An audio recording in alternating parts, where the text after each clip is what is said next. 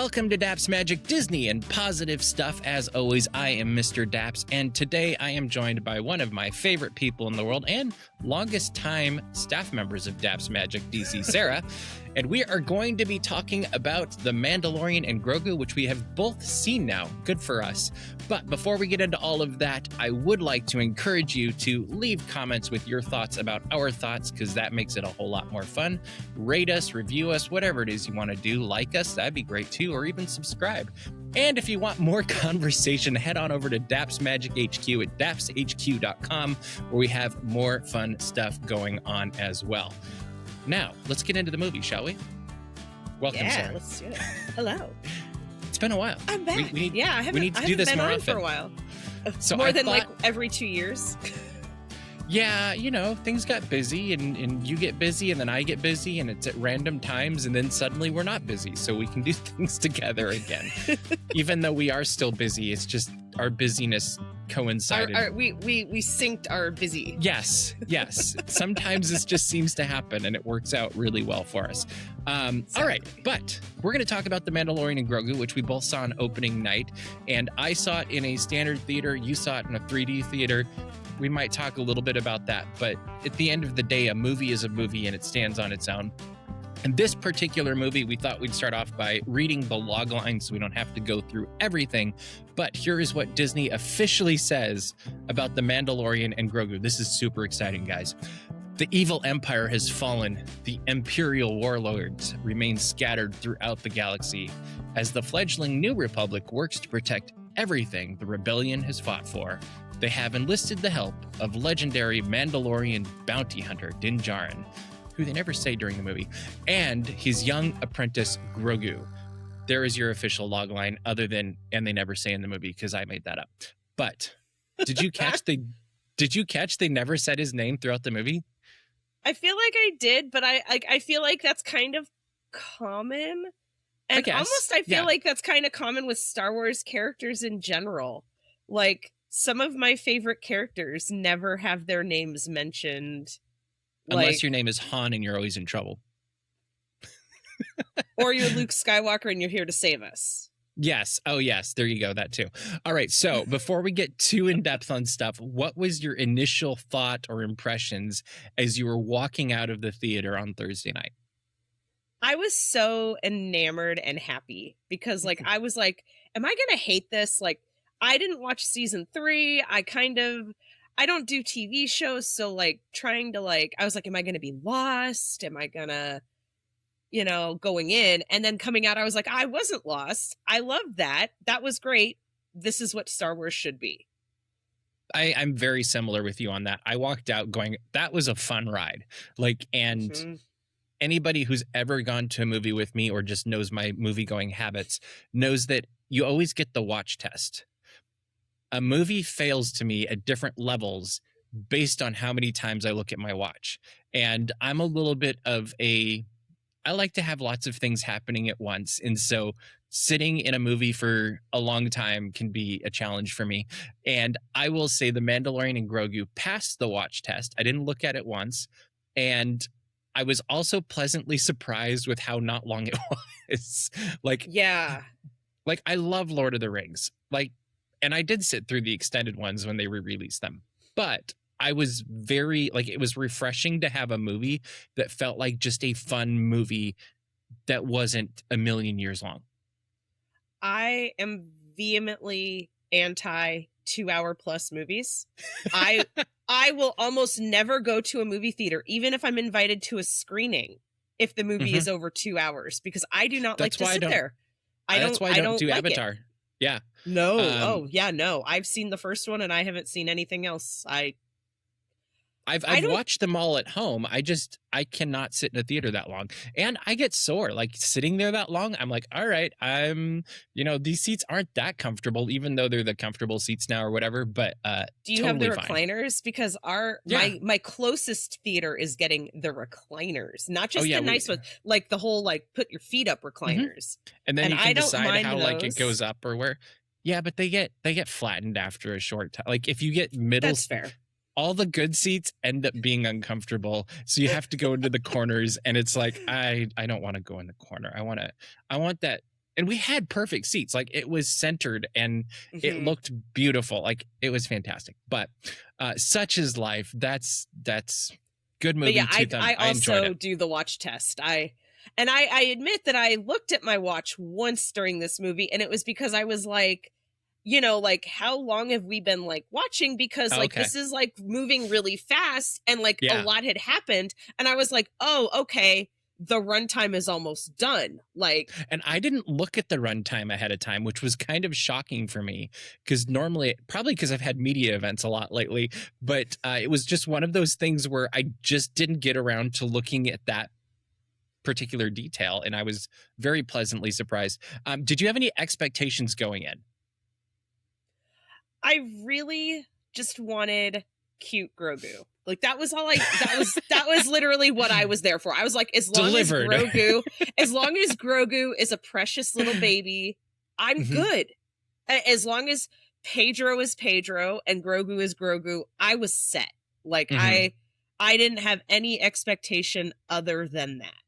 But I'm also a defender of the Ewok movies, so I don't know that I'm a good judge of quality.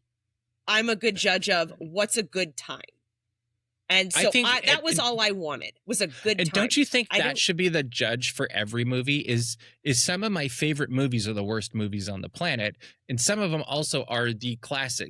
Like I mean, I'm a I horror think, fan, so that goes without saying. but Like, there you go. But like as I'm thinking of a couple of my favorite movies, Casablanca is definitely always right at the top. But then right there at the top also could be The Boatniks, and like yeah, no, one of the I'm with best you. movies ever, one of the worst movies ever.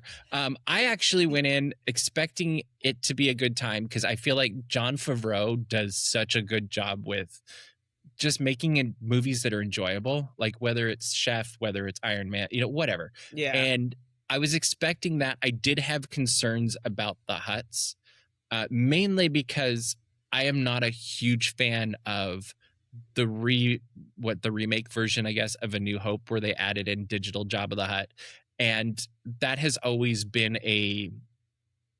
I don't know, an edge that I just don't enjoy. Is like I don't like seeing, like uh I prefer other smaller characters that are digital than these big. There's just lots of surface to suddenly look digital, I guess. Is that a good way to put it? Yeah, no, and So I I was worried agree, about like, Rada in particular. And thankfully I didn't feel like it was that distracting. Like there was a couple no, moments where I was like, but they did a good job though, I think, of like the interaction of practical with the digital elements. mhm, And I mean, let's be real, we've come a long way since yeah. Jabba was inserted. Like the twins looked pretty good in Book of Boba Fett. Like, And I thought they so looked good in this too. Like I actually agreed. thought with the lighting and everything, they never actually came, like there was no alarm bells in my brain for that. The one I was worried about was the big fighting scenes with Rada that we're seeing in the previews, and I was just like, this might not work. But I thought at the end of the day, I thought they did a great job. And my expectations were met that we had fun. So let's keep going with what were some of our bright spots of the movie. So whether it's let's start with what was the standout performances for you? I really appreciated seeing more of the relationship, the emotional relationship between Din and Grogu. Like I really liked the build upon the fact that Din is, for all intents and purposes, now Grogu's father, not just a caretaker, not just a mentor, but actually his father. And so I really liked seeing that, like that realization that Din had, where parents have to like let their children fly for themselves. And I liked seeing Grogu come into his own a little bit and make friendships with like the Aurelians and go back and do things with them without the Mando being around. And I liked seeing a little bit of that, like Din's coming into fatherhood and Grogu growing up a little bit. That was very much a highlight for me. I completely agree. I thought those were some of my favorite moments in in the movie were seeing their interactions with each other. And you know, Grogu making friends was also a blast. Like I wouldn't mind an entire series just watching all these little guys go around in their little spaceship and causing mayhem. Like it's they did Bad baby. what is it? What did they do? Doug Days or whatever with Up, and I'm like, yeah, exactly. What about Grogu Goes? I don't know. But like I thought that was really fun, particularly with how much practical effects were the puppetry, I guess, that was used. And I thought it was really fun seeing in the credits that Dave Filoni was a second unit director for puppetry, and I was like, oh, that's cool. There was another guy too, I'm forgetting the name, I'm sorry, but I thought that was really cool. I thought it was fun seeing how the theme, I guess, because it was a standout performance, not just for Mando and Grogu, but also I actually was very surprised with Rada. Yes, getting that was such a an unexpected approach to the character of Rada versus his father, Jabba the Hutt, and how he didn't want to be his dad, and that's such, I think, a relatable thing for so many fathers and sons and daughters and mothers and whatever. Of these are the things that we see in the generations before us that we want to improve on or even walk away from completely, and for being a digital character, that could have been hard. Yeah, I think Jeremy Allen White did a really great job with the voice work and like portraying this character who really just wants to get out of the shadow of his father, which is really interesting when you consider that he did The Iron Claw, which is also a movie about wrestlers, living under the impact of their name and who they like. And, I think that that's a really kind of poignant moment for this character in Star Wars, because we consider the Hutts just to be kind of a villain, and there's not much more to them except they're greedy and they're villains, and it added a nice depth to it. Exactly. And I think I was surprised by it. Yeah, and if you didn't get that performance right, the whole movie doesn't work. And so I thought that was something that was great. I enjoyed the cameos that we saw, a few of them. Like that was a lot of fun, like seeing Dave Filoni, whoever. Like I thought there was a lot of those fun little moments that were kind of wink wink, nudge nudge, and if you knew, you knew, and if you didn't, it was fine.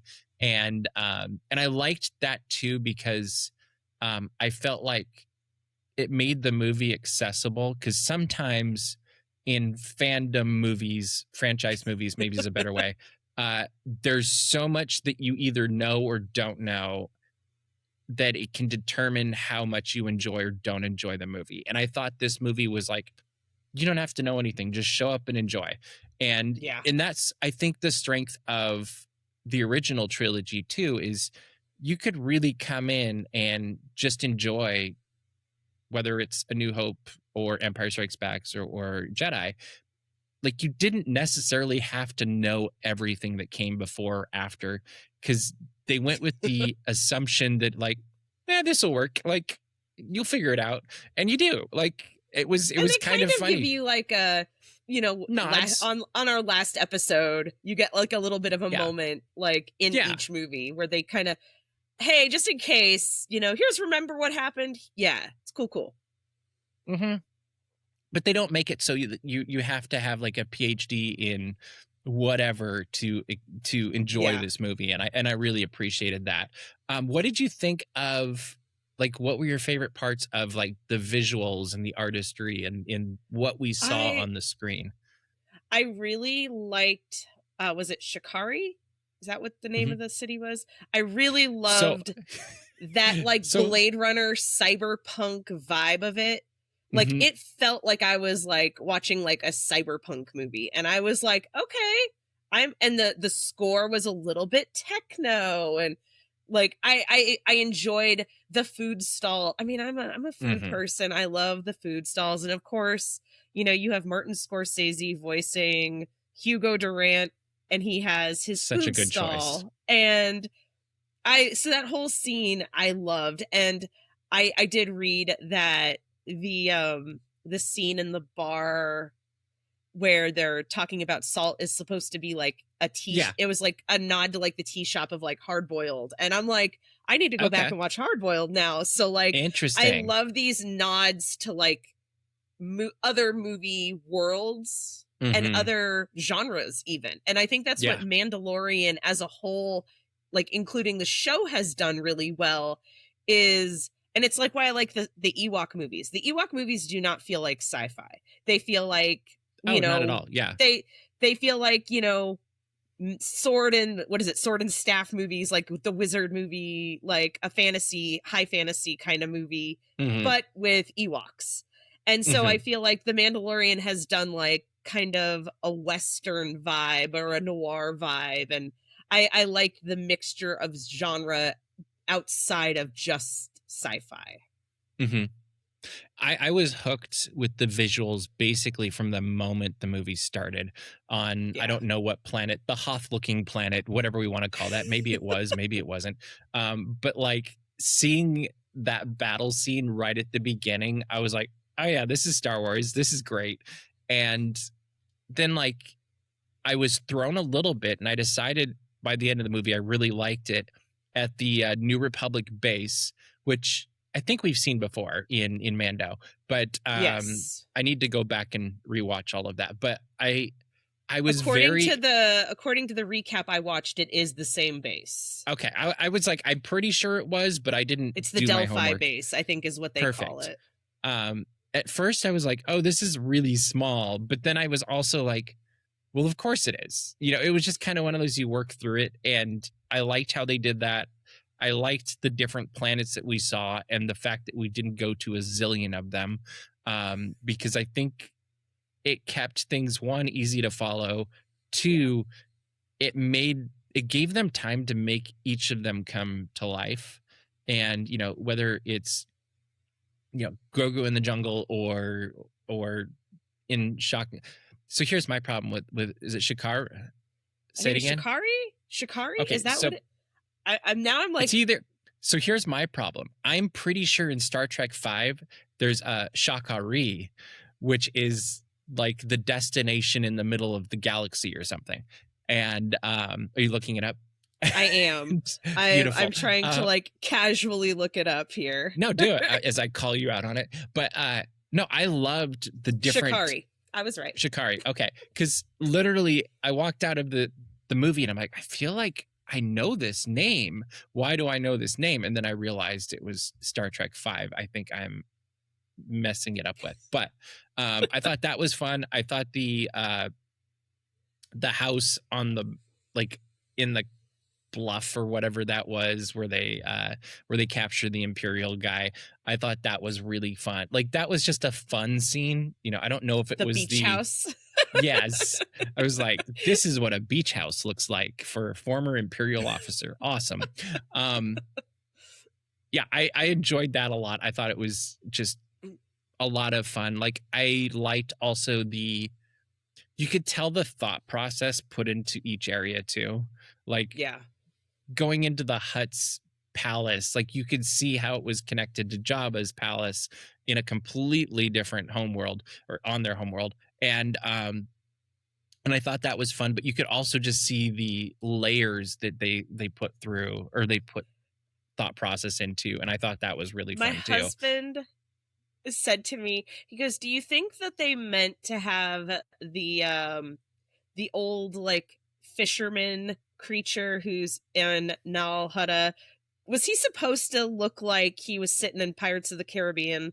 Because that's what Matthew's like, it reminded him. He's like, it felt like the bayou scene when you're starting on Pirates, and you want to hear a banjo the playing? old guy, like rocking in his chair. And I was like, I don't know that was intentional, but I can see it. I could totally see it happening because they're all Disneyland fans, I feel like. And right? Like but it like initially felt that way. I could totally see that. I would love to see if that showed up on the trivia section of IMDb at some point, because that would be cool. If we ever get the chance to talk with Jon Favreau, maybe we'll ask. And assuming we remember, like, all of this Star Wars, but we want to know about the guy sitting on with his Oh fish. wait, I'm going to talk to him about Martin Scorsese and food. Like that's well, that too. I mean, both were food related. How did you cook the fish?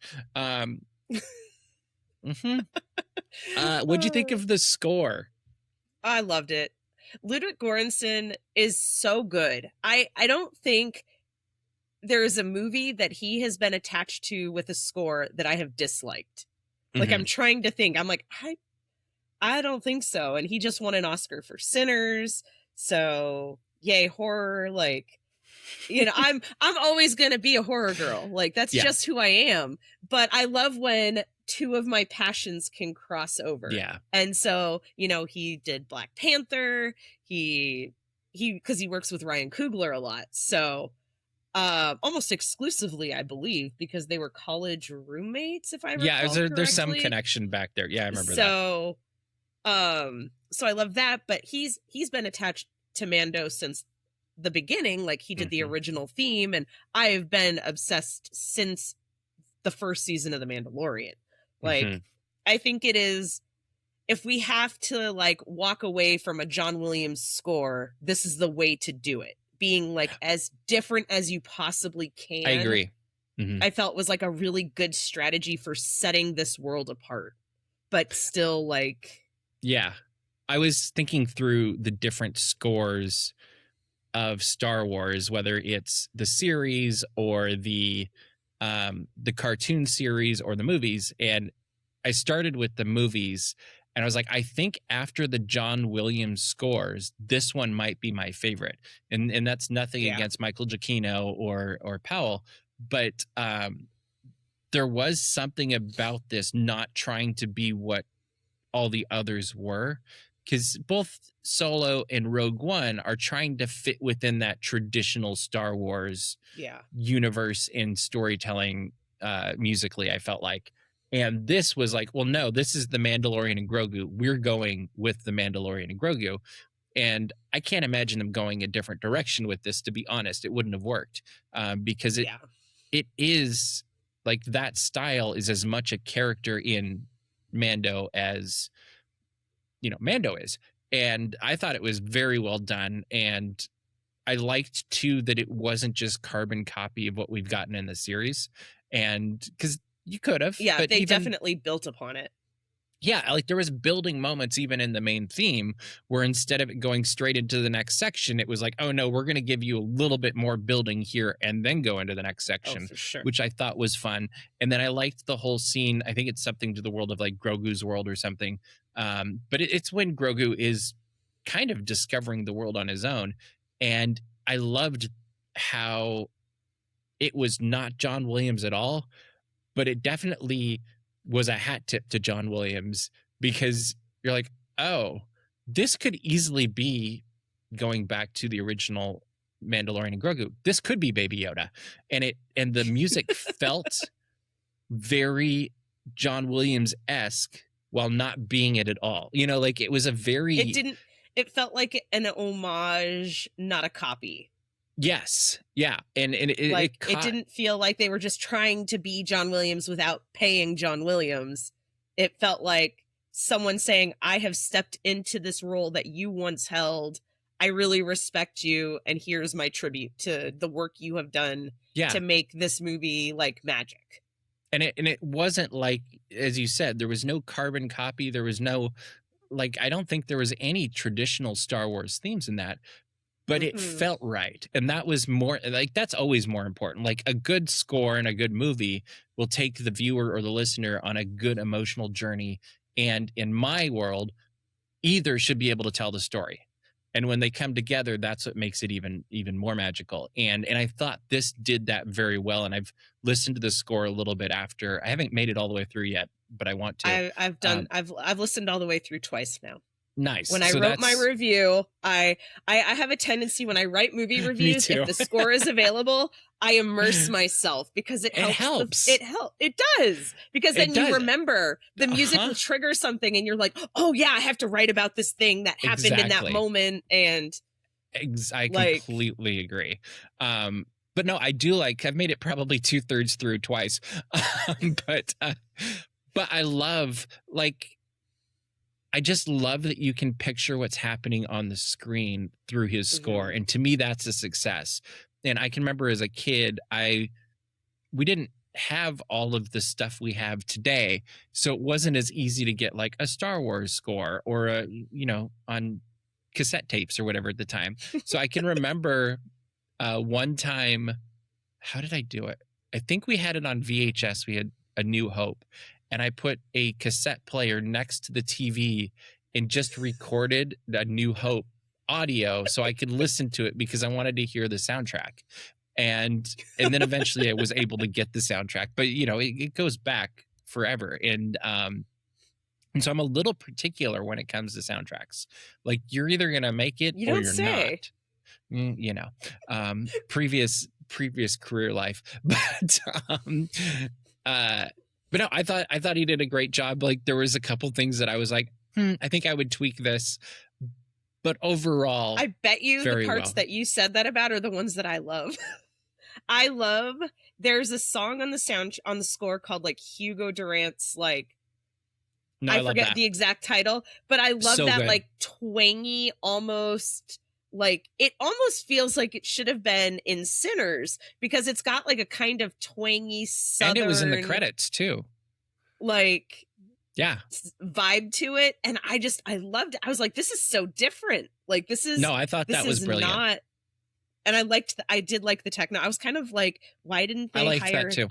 I was like, why didn't they hire him for Tron Ares? Like, I don't think that, I actually think Trent that would have been a good choice. Trent Reznor did a bad job, but I think this would have been better. Well, this score is more memorable. Like, as you're saying that, I can hear what you're saying, and I cannot for the life of me think of the Tron score. My critiques were a couple of like interstitial choices that were very short and very I actually thought overly simple for what everything else was done, and not in a way of like a guitar or something. It was just kind of a like, oh, you're just doing unison of 3 notes for a couple seconds I wonder if that happened because of like editing, and then they didn't have time to go back, and so they were just maybe, we have to do something. Maybe they were trying to also just show power and simplicity or something. Like, there's choices that were made, and it wasn't bad. It just was like, oh, compared to everything else, this isn't as exciting to me, and it stuck out a little bit just because you do have moments like with that wonderful Italian mob sounding music and the techno and everything else, and the main theme. Like, the theme was fantastic as well. What did you think were maybe some of the, before we move into the story as much, what were some of your moments of highlights that just jumped out at you that like, oh, this was awesome? Whether it was, oh, geez, I really liked the obviously the Martin Scorsese cameo. I'm obsessed. I love side characters. So for me, anytime you get like a memorable, try that sandwich. Right. I'm like, I'm gonna go like bug Roy Choi online and be like, get me a real recipe, sir, please. And thank you. I mean, you'll be getting pictures when I have it at Disneyland, because they are selling it at Docking Bay 7 in Star Wars Galaxy's Edge. I'm curious about the bread. Hopefully it's good. I'm curious about ciabatta. The bread that. Oh, so they're not doing the taiyaki style like waffle bread. No, I know for sure that was ciabatta that they're serving in Galaxy's Edge. Yeah, and that was what I'm sure that's a timing issue also, because maybe. So I did an interview the other day, and it sounded to me like basically what was in Galaxy's Edge is what you see on the movie. Maybe the process. I'm hard arguing with you because in the video that Disney released with Jon Favreau and Roy Choi, they show the waffle irons. The bread is actually a taiyaki style like waffle bread, but without like a filling. And that's why he's got multiple arms, so he can flip the waffle irons. And that's what it's laid on. And that's why in the photos that the professional photos, it's like a thick, like it looks like kind of weird almost, because it almost doesn't look real. Mm-hmm. And so we need to research that more. that's what and I think just for a logistics standpoint, a home chef or even in park making a taiyaki style bread is not exactly and you quick don't have or that. easy. Yeah. And they had to specially make the waffle iron for the film. Well, and the thing I noticed in the film was I didn't think what they were cooking on the left lined up with what was put on the table in front of me. I was like, that bread doesn't look like that. Like that was there could be some, and this is the problem with being a foodie and watching food scenes in movies for a living, which I do. Also, the difference between the movie and the park is that they serve it with like egg on top rather. It's egg, not cheese. But because you can't have a raw-ish egg in a park, or you're not going to share a recipe with a potentially dangerous... What, you don't want to get people sick from theme park food? No, probably not a great idea. So, but it very much seems like a breakfast sandwich. And I'm like, I'm curious. About this. Like, I'm curious I want to try an actual version of it. Mm-hmm. I want them both. I want all of them. Fair. Okay, fair. So that was your highlight moment. I think that mine was definitely my highlight. I think the opening scene was a highlight, which I'd seen that before at a preview that we got quite some time ago. And was that Destination D23 maybe? I can't remember now. But I loved that moment. I loved the Grogu coming into his own. I thought was a highlight of the film. I loved him with his easily. little hiking stick like Yoda. Yeah, like there were so many good choices made there.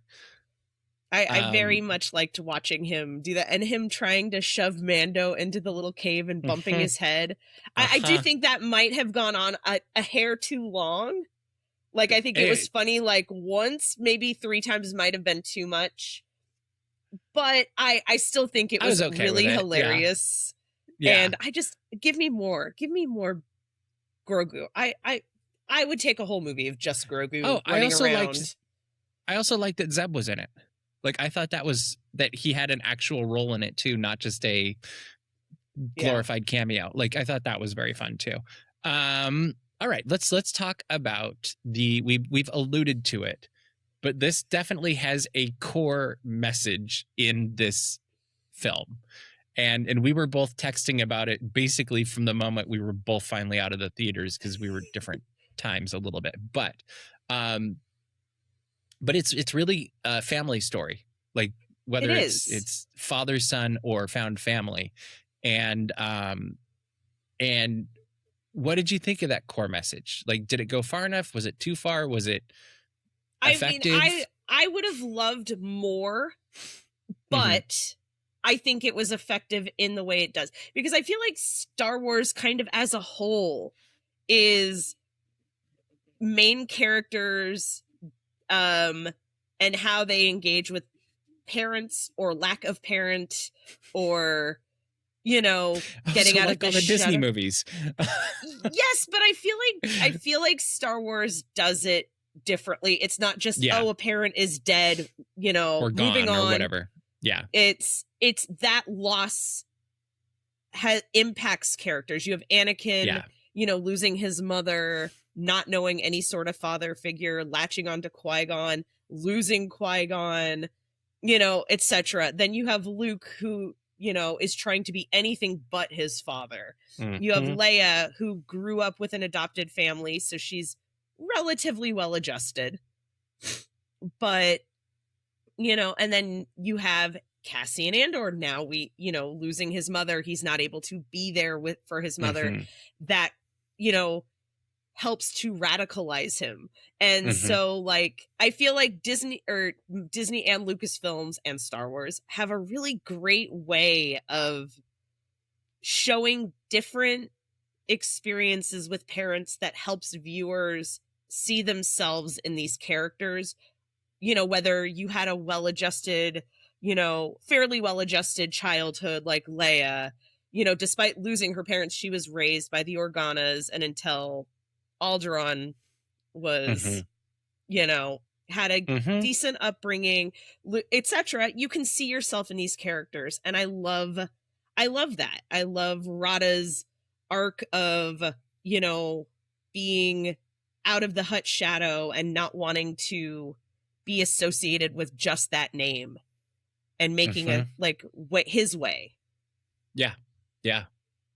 I thought it was interesting too, as you're just speaking, is there's so many different characters in there that you can connect with in that regard too. Whether you go back to, and this you would have to have seen the show, but Mando loses his parents. He's a foundling, you know, that's, and so he's trying to find his new family in the universe. And you kind of see some of that in this. And then obviously Grogu, but, and Rada, but it is interesting that I think maybe some of the people that didn't connect with this film as much maybe weren't able to connect with the story that was being told because they didn't have any of these specific story, you know, it didn't they don't have that life experience. Yeah, it's not their experience. Like their experience is, oh, I had, you know, the Anakin experience or the whatever.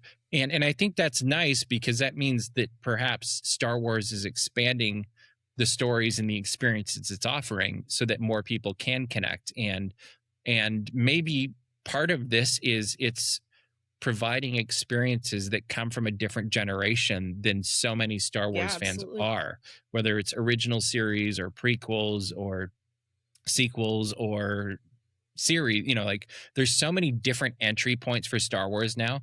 And I do think there's something to be said for wherever you connected originally with Star Wars is always going to be that kind of like standard of like, oh, this is the best. Nothing will ever beat it, even when things do. But I thought they really did a nice job of kind of showing the vulnerability for both sides. Because often we see the vulnerability of like, oh, you know, Grogu, like the baby or whatever.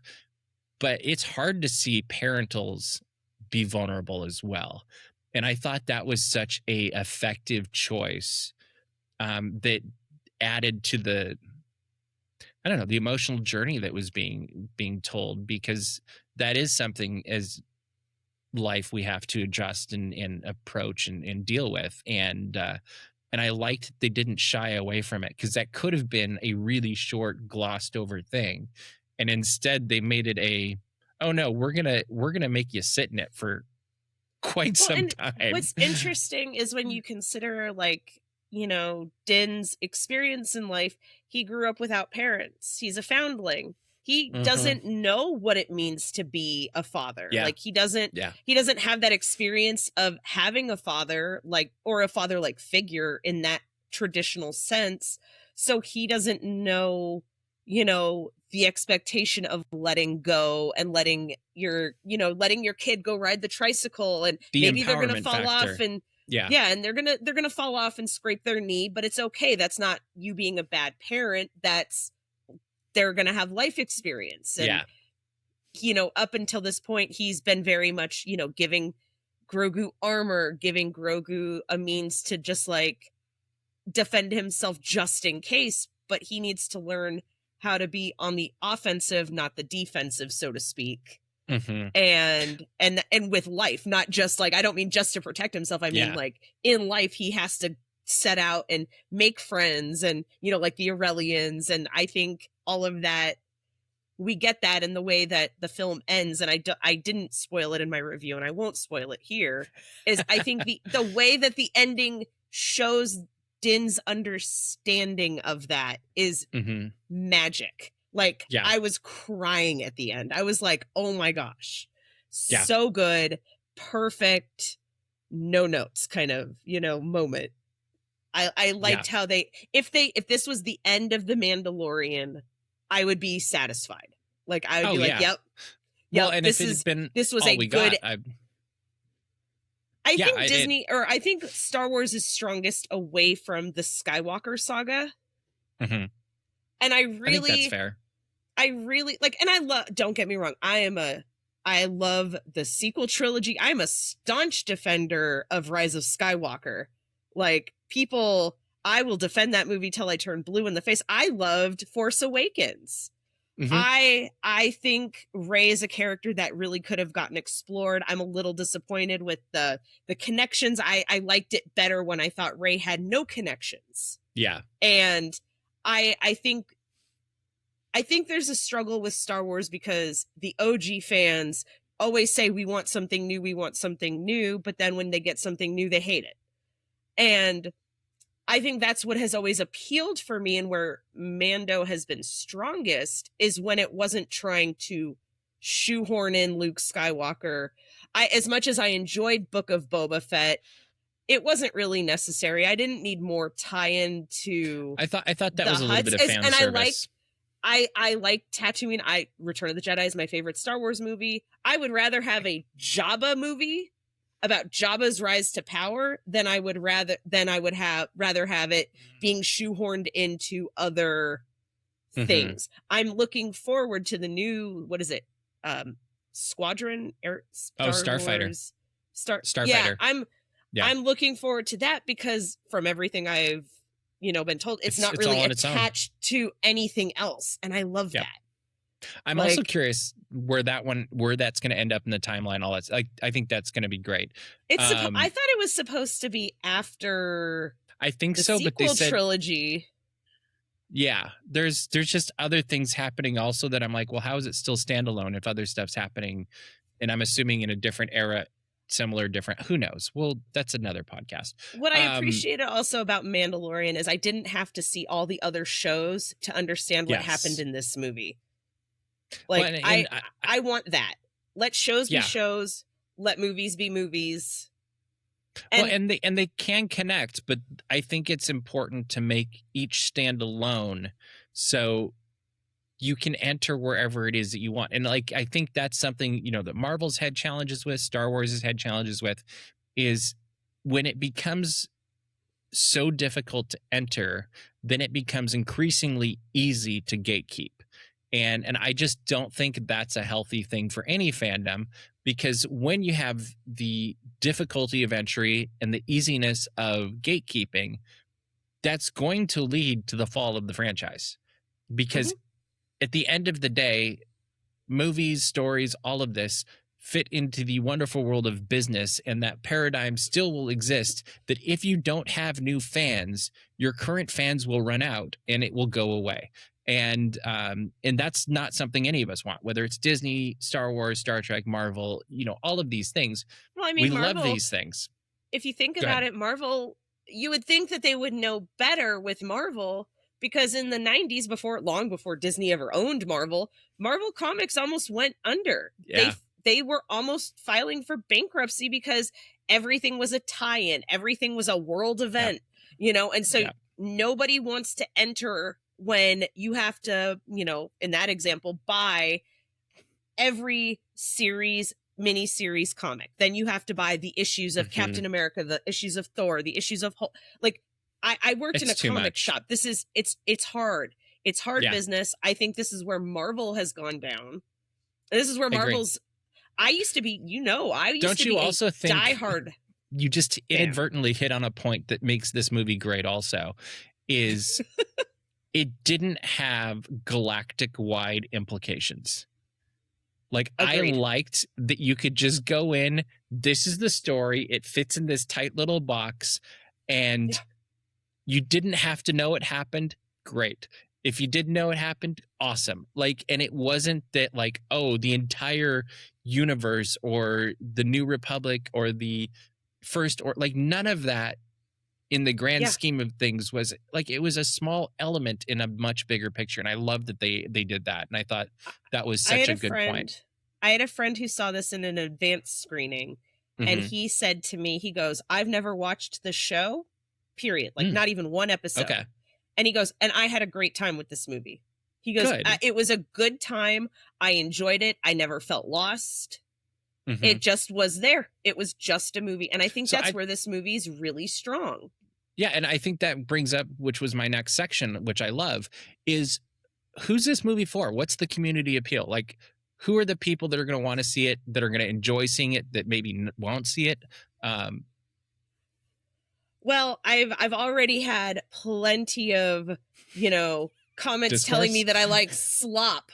because I liked this movie and because I pointed out this morning on Threads, which I told you Threads is a negativity place. I didn't even think my hot take was so hot, but I pointed out that this film is no more episodic than Empire Strikes Back or Return of the Jedi.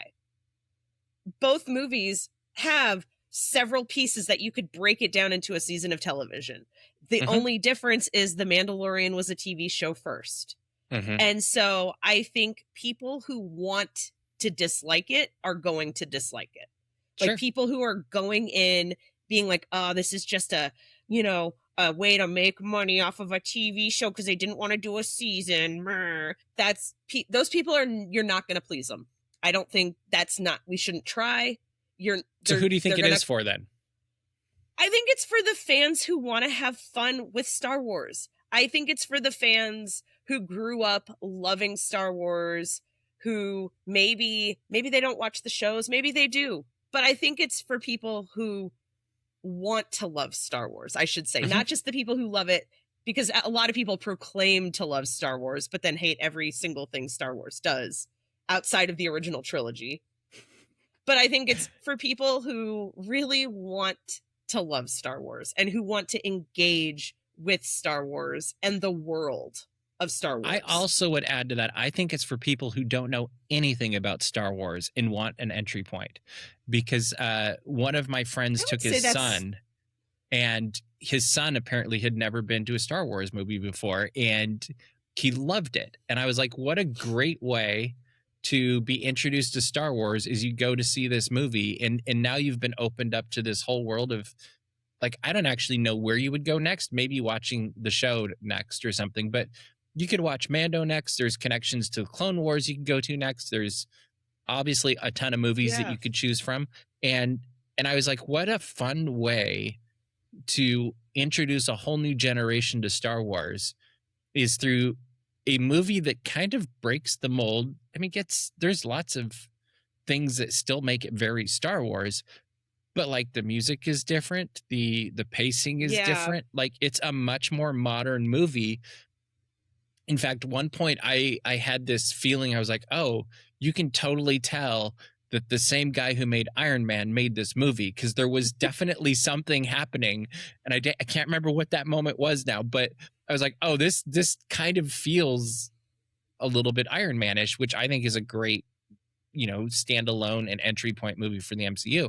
And but I'm curious to see like what in however many years, when you get this whole new generation of Star Wars fans that get introduced through, you know, this or Skeleton Crew, which also has a great score, and some of these you know, Andor even, it'll be interesting to see what their takes are 5, 10, 15, 20 years down the line, because I can remember when prequels came out, and I'm sure you do too, like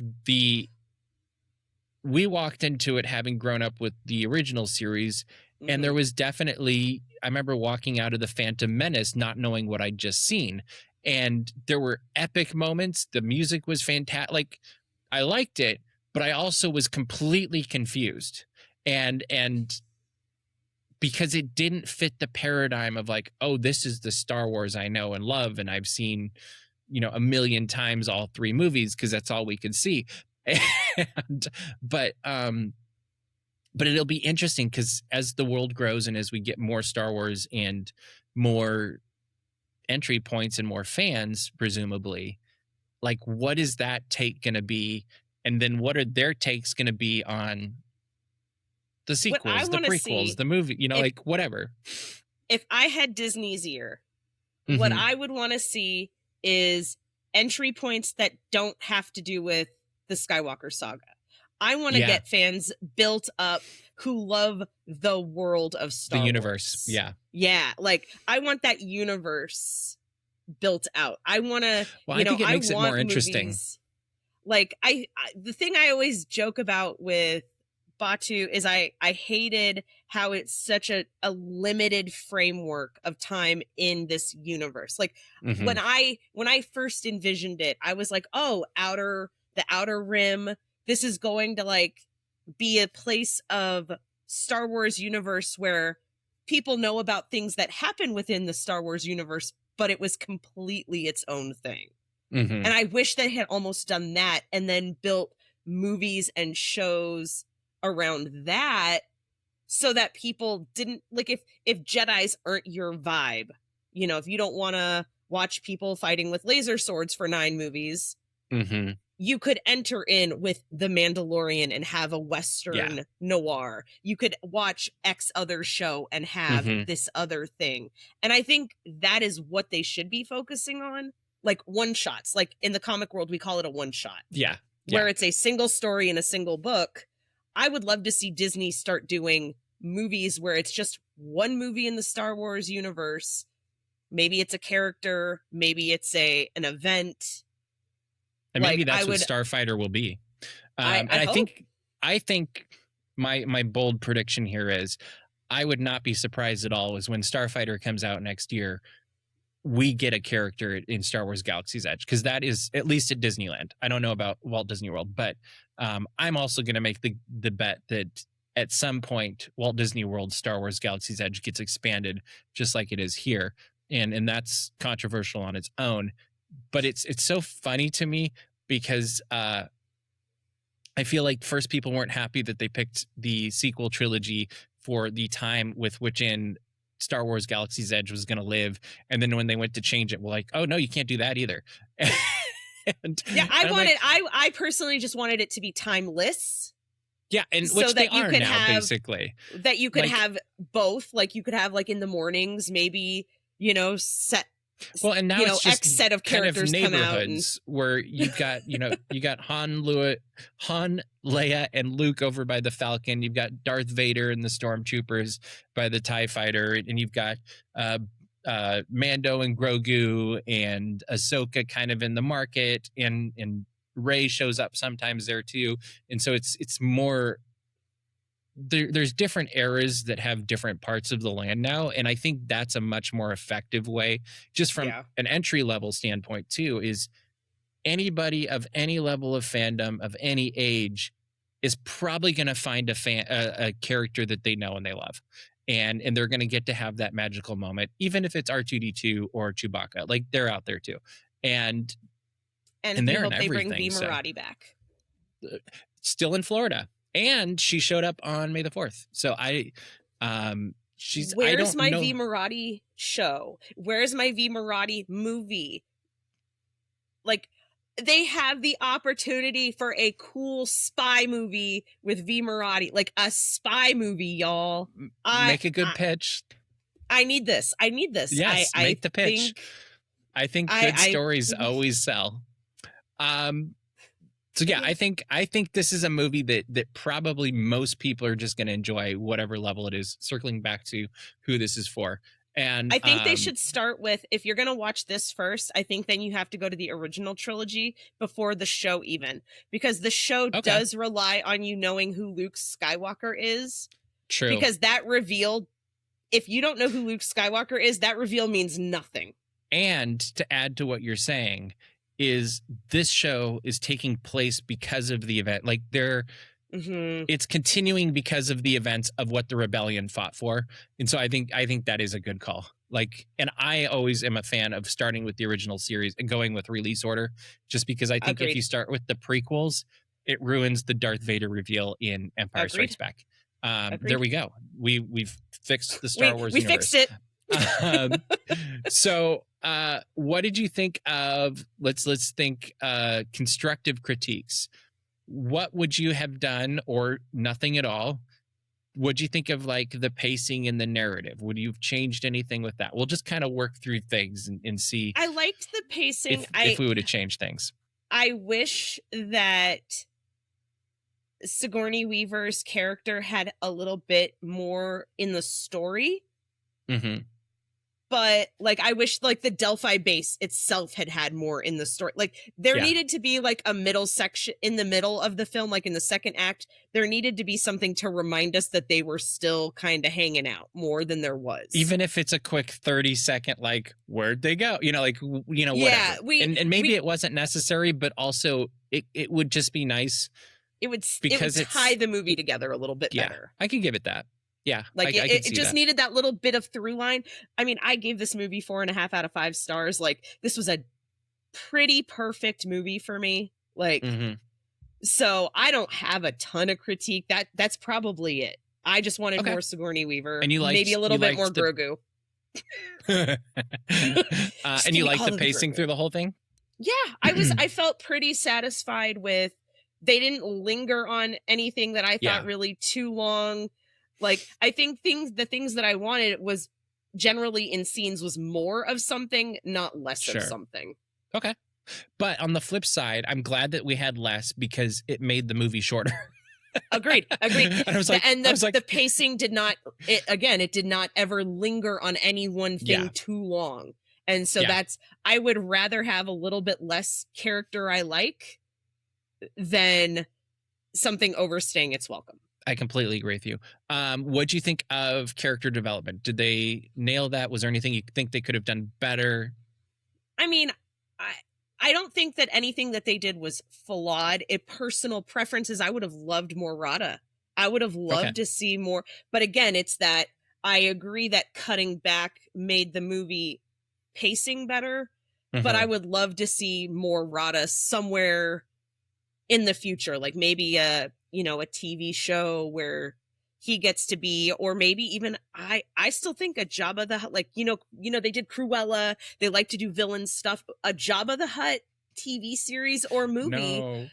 Hold on, though. Hear me out. Okay. Where we get the development of all of the Hutts, because Sice Snoodles has a really interesting way. She started working for Jabba because she wanted to kill a different Hutt because she was actually a spy. And then you have the twins. Like, there's so much cool mafia-esque. Martin Scorsese, and as long should as do it a Hutt movie. As long as it stayed that way, I'd be okay with it. I don't want to make it into a, well, actually, Jabba was the victim. Like, I don't like it when they... absolutely not. No. I want that's a my problem with Godfather-esque... Maleficent. I don't want a Maleficent. Like, Cruella's better. Yeah. But no, I agree. Yeah, I could go for that. It's interesting because, like, as I'm thinking about the characters I want more of, a lot of it had to do with Sigourney Weaver's. I wanted more of her. I wanted more development from her. And then I'm like, oh, we almost, I feel like, kind of did get that movie, because remember there was the one that was wasn't that Patty Jenkins was going to do it? Yes. Do you remember the name of it? Like, wasn't it like X Squad or something? Like something Squad? Yeah. And don't you think you could have taken the base and literally built that movie out, and then you have the backstory fact that movie for got canceled kills me on so bummer. Many levels. I think Patty Jenkins would have nailed that movie. Yep. I think that could have been a good entry point for people who maybe don't like laser swords. And, and I say this loving lightsabers as someone who desperately wants to still go build a lightsaber. But, like, that's the thing. People don't necessarily want that kind of movie. But if Star Wars can give them branch it out. War movie, like Rogue One is a war movie. That's a great entry point for someone who maybe isn't a sci-fi fan. Well, and then I would have liked to seen more of, was it Colonel Ward? Was that her name? I would have liked to have seen more of that backstory, because clearly there's a political element in her role. Clearly there's a holding cards close to the vest, not giving all the information. Like, I would like to see, and then obviously she has a rebellion backstory. I'm like, I want to know more about those things. And I think that would be fun. And maybe it'll be in a novelization or something at some point. But I suspect that's what Delilah S. Dawson should do that novelization. There you go. Was there any could have been better moments that you think, like, I don't know that I have anything massively that I was like, oh, I wish they'd done that completely different. Like, I just don't. I thought it was an enjoyable film. It's all right. So good. Good to hear, because we are at the part where we're going to wrap this up and give it a rating. I think we did just, that is it. It's so good. All of this. Yeah. It's so good. Did you think, what would you say the format for the screen? Did you think it made a huge difference? I know you said this in your review, but no, I think 3D was fine.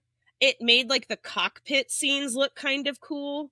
Okay. But it's very clear that this was not shot for 3D. Like even the scene when they're on the Hoth-like planet, when they're on the ATST looking. Mm-hmm. I don't think it's an ATST. I think it's a different one. But the little walker thing. Yeah. Yeah. But when they're even like when he's on that and he's like traversing and going down and up, that even doesn't look that great in 3D. Like, because there's never that like first person view. Yeah. So I don't think you need to spend the money on 3D. Like it's not bad. It doesn't ruin, like, how some movies where the 3D just kind of detracts. Mm-hmm. This doesn't do that. It's just not distracting. I don't know that it just doesn't add either. It's just not worth the extra few dollars. Okay. Okay. Yeah. Good to know. All right. So for this podcast, because it is Daps Magic, Disney, and positive stuff, we go by the Mr. Daps hat rating scale. So DC Sarah, does it get no hat, which means it didn't meet expectations, a hat nod, which it's okay, hat tip, it was good, or is it hats off, loved it? Hats off, loved it. Mm-hmm. I agree. Hats off. Fantastic job. Cast, crew, all of the above. Really great. But I think we have done it. We have reviewed The Mandalorian and Grogu on our first movie review on Daps Magic, Disney, and positive stuff. If you liked it, let us know in the comments, and we will do more in the future because we do have Toy Story 5 or something coming up, I guess, soon.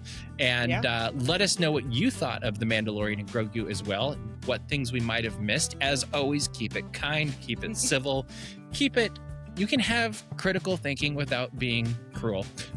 Be nice. Do all those things. Yes, be nice. Find us on social media. Where can they find you, DC? I am basically everywhere, as Sarah Stubbs says. Also, DC Sarah. Wherever you want. Sky.social. I'm trying to think of, it's such a long name. Sarah Stubbs Says basically gets you everywhere because I share everything from every outlet that I write for there. So yeah, Sarah Stubbs Says across the board. And that's the easiest way to find me. Super easy to find on Instagram. I know that one for top of my head. So hopefully that can send you to everywhere else. And then you can always find me at Mr. Daps basically everywhere as well.